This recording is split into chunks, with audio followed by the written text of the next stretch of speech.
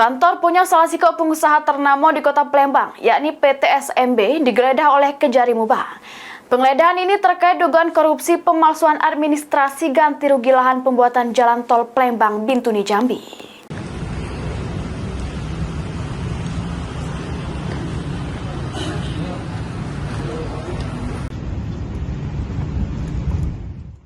Penggeledahan dilakukan penyidik Kejari Musi Banyuasin di kantor milik pengusaha Palembang yang berada di Jalan Dr. Muhammad Isa Ilir Timur 2. Penggeledahan ini dilakukan terkait dengan dugaan korupsi pemalsuan administrasi pergantian lahan tol Palembang Bintuni Jambi.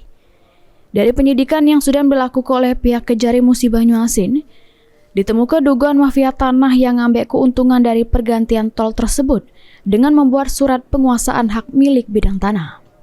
Faktanya berdasarkan dari hasil penyelidikan ya kan, ada dugaan mafia tanah ya kan, yang ingin mengambil keuntungan dari pergantian tol tersebut.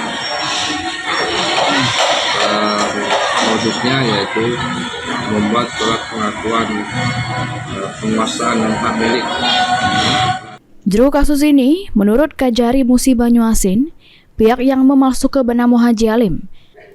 Penyidik Kejari Mubah sampai ini masih menggali keterangan para saksi-saksi, di antaranya mantan pegawai BPN Mubah.